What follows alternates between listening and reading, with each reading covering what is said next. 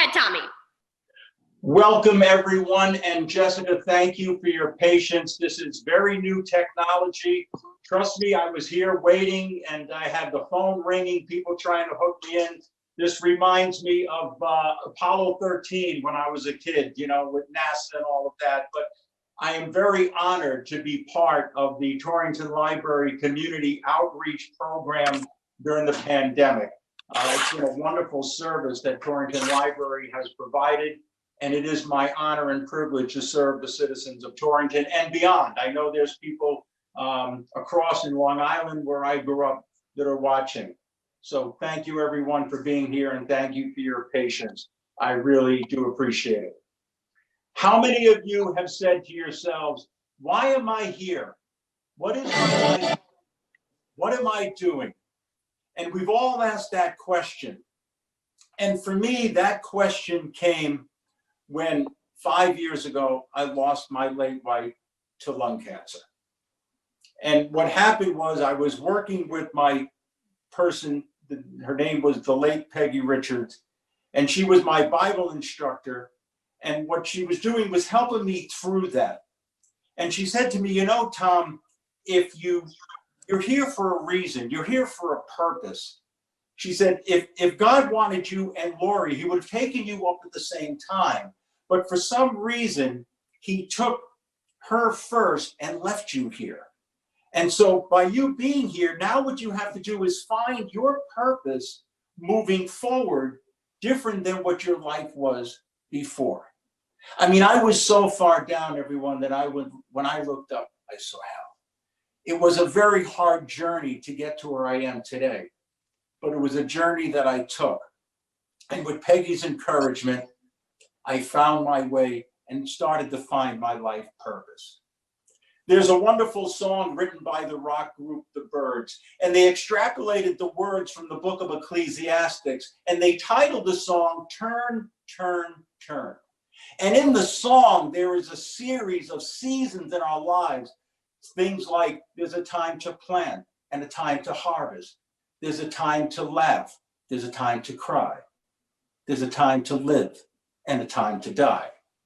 But in that song is a very poignant line that really spoke to me as I was looking for my life purpose. And it says, there is a time for every purpose under heaven. And if you say it fast, you miss that word in the middle, every, because every means all. It means inclusive. It means every. So there is a time for every purpose under heaven. It doesn't say there's a time for this purpose, or there's a time for that purpose, or there's a time for something more important than the other purpose. It says there's a time for every purpose under heaven. And the word every means you and you. And I see you back there. We're all significant. Our lives are all significant. So there is a time for every purpose under heaven. You are unique and special unto yourself. You know, when I speak in public, I share with people, be yourself. Everyone else is taken. We spend far too much time trying to be the other guy or the other girl. You're as unique as your fingerprints. Realize this, there are no two people in the entire world that have the same fingerprints. Billions and billions of people, and everyone has different fingerprints. As unique as our fingerprints are to ourselves, so are our gifts and our talents. So the gifts and talents that you have are unique unto yourself. So our role in life then is not to go and fill auditoriums or stadiums like a Mickey Mantle or a Judy Garland. Our role in life, our purpose in life is to fill hearts. And so once you be yourself and everyone else is taken, and you realize that there's a time for every purpose under heaven, you begin to find your way. There's a wonderful verse that I like, and it says, our purpose in life is this, that when we die, our final resting place is not of the earth, but rather in the hearts of others. Our role is to fill hearts. That will be our eternal legacy. It's the hearts that we fill that keep us and be around and keeps our purpose and our meaning in life. So as we're going through our day, as we're going through our life, our role is to fill hearts. The other key to a purposeful life is to have a vision. You have to see it before you get there. My late wife, when she came into the family, she was only 19 years old. And she said to me, years before we were married, years before we even had kids, she said to me, she was enamored with the Italian Christmas Eve. And she said, you know, someday I'd like to have a tradition like this for our children. We didn't even have children yet. We weren't even engaged, as I said. She said, but I'd like to have a tradition like this for our family. And so she learned to make the 7 fishes, and she stood by my mother and she learned how to do that. My brother Stephen said she not only made the Christmas Eve dinner, she mastered it. But there's a cookie in our Christmas Eve dinner that we call the gazelle. And it's something that my father's mother made and handed down to my mother, and then Lori took it on. And it's a little cookie like this, but it's a very hard cookie to make because it takes a lot of rolling of the dough and rolling of the dough to get the flavor just right. And then you arch it into like a little rosette. You put it in, you deep fry it, and you put confectionery sugar and carob syrup. And this is what my father grew up with in Brooklyn. This is what his mother made at Christmas time. And so Lori learned how to make those cookies, you see. And so part of a purposeful life is to harness that desire. So you have a vision, and then you harness the desire. And so she learned how to make them. And for 29 years, my father would raise his coffee cup at the end of the meal, and he would say to Lori, Lori, the gazelles are excellent. Lori, the gazelles are excellent. So you would think then that her life purpose was to learn how to make these cookies and for us to have this wonderful dessert at the end of our Christmas Eve dinner. But I have a good friend named Bill Mager, and he's my square dance teacher. And he always says, but there's more. And there was more. Because in Christmas 2012, it was to be my father's last Christmas because he was dying of stomach cancer. And so we were in Rocky Hill, and all of us were gathered around the table, and we had the 7 fishes, and I was sitting here with Lori, and my father was sitting at the head of the table, but he was gaunt, and he was thin from the stomach cancer. You know, there's a saying that says, once a man, twice a child. I could see my father as a kid in Long Island throwing us into the waves or putting us on his back in Jones Beach and diving in like he was a giant submarine. But here he was now, 87 years old, frail, once a man, twice a child. So we're sitting there. Now my mother brings out the gazelles, and she puts the carob syrup just like my grandmother did, my father's mother, and she puts the carob syrup and confectionery sugar. And my father's sitting there, and he's lifting the cookie, lifting it slowly and shaking. And as he bites into the cookie, he turns to her and says, Lori, this Christmas, you brought my mother to me. Imagine that. This Christmas, you brought my mother to me. For 29 years, he said the gazelles were excellent. But for this Christmas, which was his last, it changed. He said, Lori, the gazelles, you brought my mother to me. I said to her when we got in the car that night, I said, you know, hon, they don't make a box big enough for what you gave my father. And they don't make a box big enough for what he gave her. And so here were 2 people from totally different ethnic backgrounds, different parts of the country. And they found the meaning and the purpose of Christmas in the center of a cookie. Now, was it written in the annals of time? No. Did we fill auditoriums or stadiums with the Christmas cookie? No. But the significance of that is the same, because there is a time for every purpose under heaven. Because she was willing to stretch and grow. It's like a rubber band. When you stretch a rubber band, it never comes back to its original shape. So as you learn something new, as you expand your thoughts and your horizons, you become more than you were when you started. So though she didn't grow up with this thing, by learning how to make these things, she was able to give my father the gift of a lifetime. Lori, this Christmas, you brought my mother to me. Remember, don't let your final resting place be of the earth, but rather in the hearts of others. Her passion, her purpose became her legacy. Because 5 years after she passed, our two daughters, Emily and Rachel, are still making those cookies. So her vision, her purpose is realized. You know, Helen Keller said, and I'm blind, and so Helen Keller says, I feel sorry for the people who have sight and have no vision. So you got to begin with the end in mind. 5 years later, that legacy still lives because she filled hearts. The key to a purposeful life is to be yourself, fill hearts, and then to take risks. You got to try something new. Those of you out there who are gardeners, you notice that this time of year when the plants grow, the edge of the leaf is always eaten by the insect. And you say, gee, why does it do that? Well, the insect doesn't sit over here on the stem where it's secure. It goes all the way out here to eat that edge of the leaf. You know why? Because the edge of the leaf is sweeter. The insect also has a greater chance of falling off, but it takes the risk for the sweetness. Sometimes in life, we've got to go beyond as we're living our life purpose. We've got to do something more.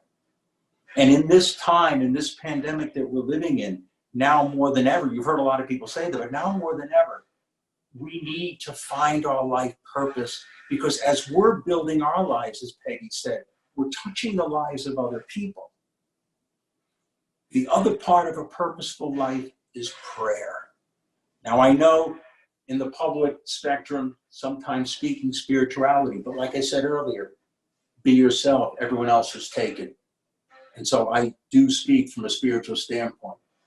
And a lot of times people say to me, well, Tommy, I don't know how to pray. I don't know how to pray. I don't know the words. I don't know which way to look. I don't know which way to kneel. There's a wonderful story about a little peasant boy, a little shepherd peasant boy. And he's kneeling like this in the field, looking at his sheep. And he says, A, B, C, D, F, G, H, I, J, K, L, M, N, O, P. A, B, C, D, F, G, H, I, J, K, L, M, N, O, P. And a priest walks up to him and says, my son, what are you doing? And he looks at him and he says, Father, I'm praying. He says, praying? I don't hear a prayer. I just see you throwing the alphabet up to the sky. And the little peasant boy looks at the padre and he says, I don't know any formal prayers, but I know the alphabet. So I throw them up to heaven and God forms the words for me because he knows what I need. My friends, the enemy is the virus, but the other enemy is here. St. Paul tells us to persevere under trial. We have to be purposeful in life. We have to persevere. We are the front line. Yes, the front line is the people in the hospitals and all of those. That's the front line. But we too are front line because we have people that we know that have died. We have people that we know that are sick. We have people that we know that have people that are sick. So we can reach out to them and in our life of purpose, help them, love them, fill hearts, not stadiums. And so we can overcome this because our faith is a faith of strength. It's a faith of hope. St. Paul says, as hope has been poured out to us like a libation to the grace of God. You have to have hope. And you get hope by living a purposeful life. Life is about the pursuit of life. It's not about the regression of life. I'm visually impaired. I have a 3-degree field of vision. And the woman in my life, Veronica, has introduced me to a world of dance, square dancing, contra dancing, all different kind of dancing.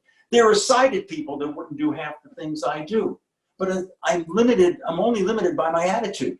And so I want to have a life that's rich and full, but by learning these different dance steps, I have been able to inspire other people to take a chance and try to do something new, take a risk, and find their purpose in life by saying, gee, Tommy, if you can do this, I can do it too. I think I've impacted more lives with my blindness than I've done if I was sighted.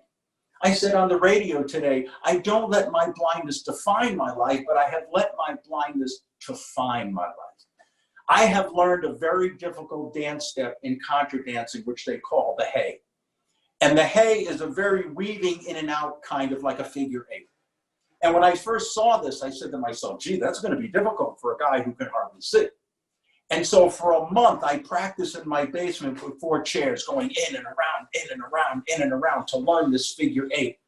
And when Veronica and I went back to the dance, she said to me, well, Tommy, when they say it's time for the hay, we'll just walk it through because I know it's going to be difficult for you.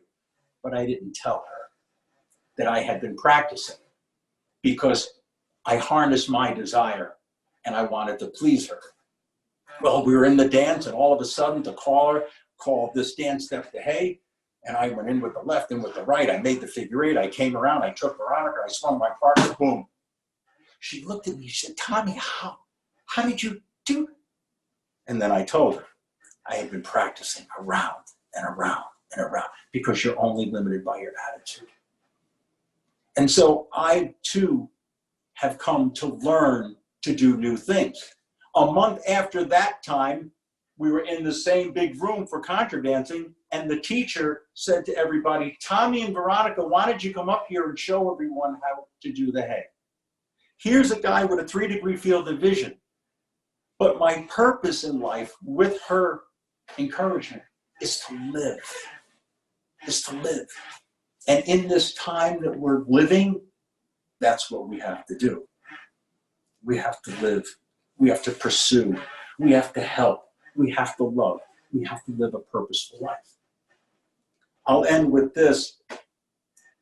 I am Catholic, and we do have what we call the ascension in the Catholic faith when Jesus ascends to heaven. And I love this story because all the apostles are standing there looking up to the sky, just doing this. And then the angel appears to them and says, Men of Galilee, why are you sitting here looking at the sky? Go. In the Bible, it says over 350 times, go. It never says stay.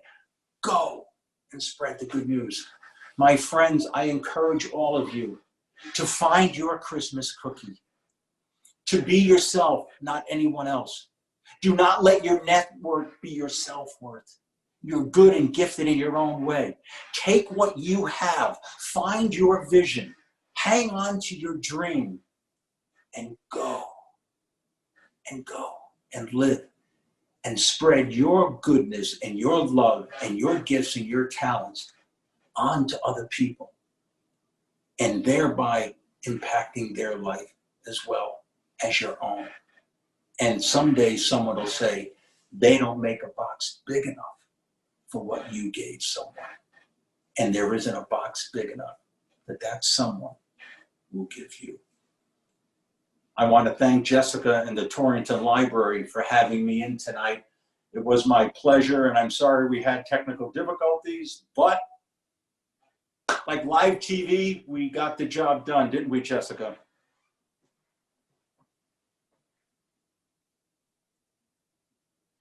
Okay, sorry, I muted myself, which I'm sure my husband wishes I could actually do in real life versus just here. But thank you, everybody, for joining us. We have a couple of questions. I'm just gonna see here. All right, so, somebody said that Tommy is a fabulous square dancer and contra dancer. Oh, thank you.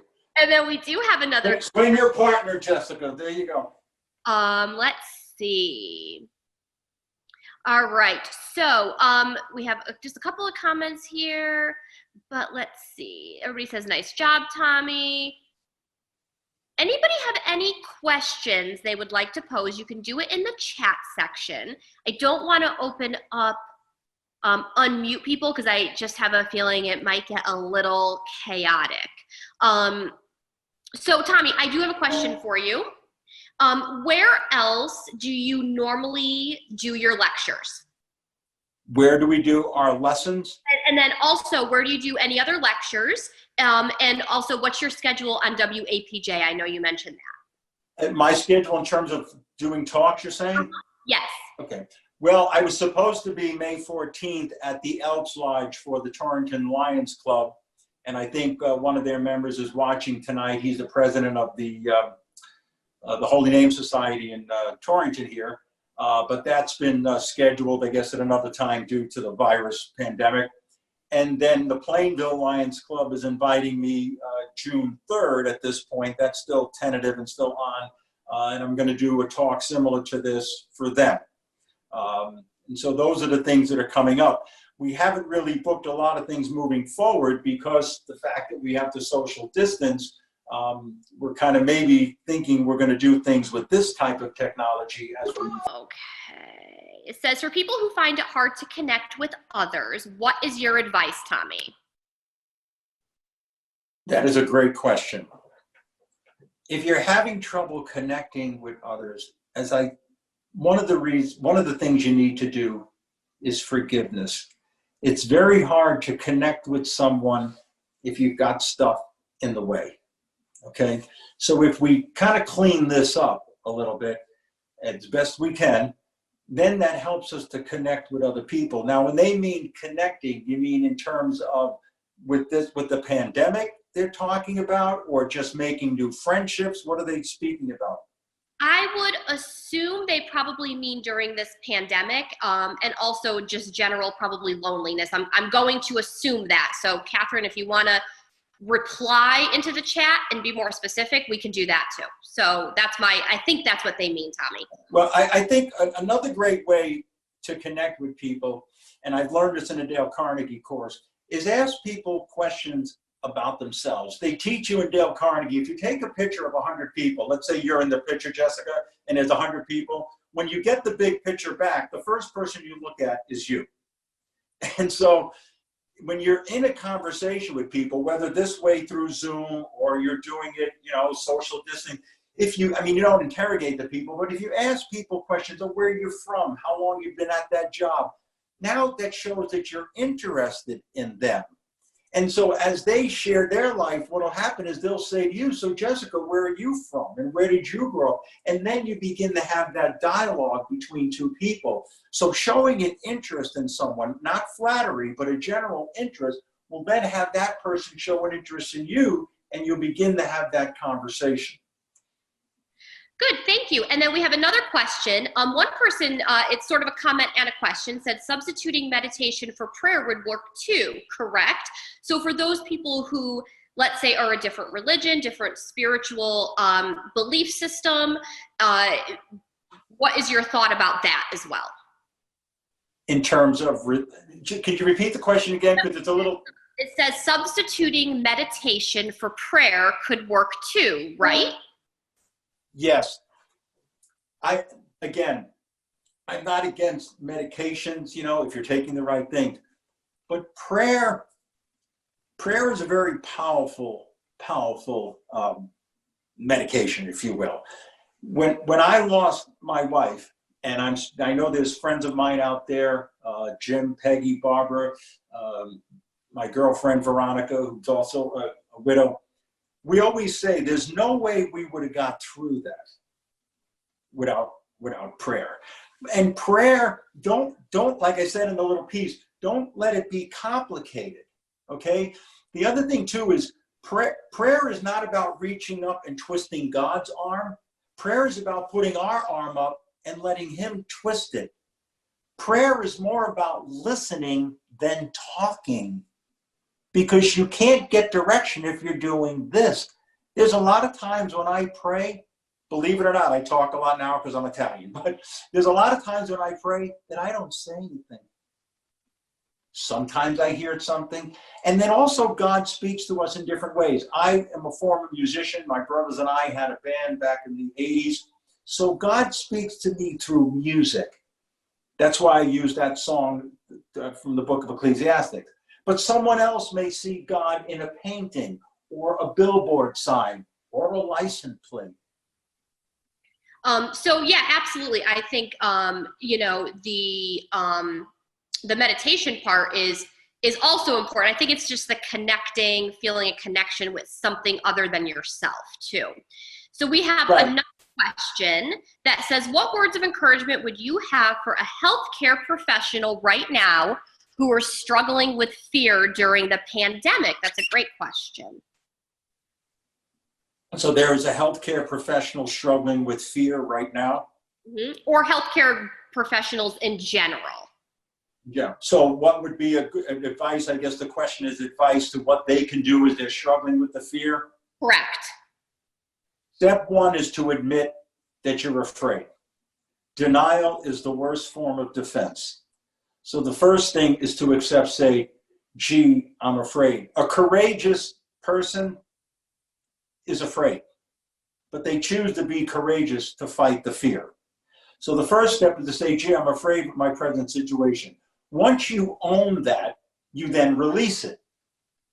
And then once it's released, then you can deal and then focus on what you're afraid of rather than, broadcasting in 8 different directions. So if the person is afraid of getting the virus or they're afraid that they may give the virus to someone else and all those types of things, you have to own it, find out what you're afraid of, and then you could then work on that and hopefully dispel your fear.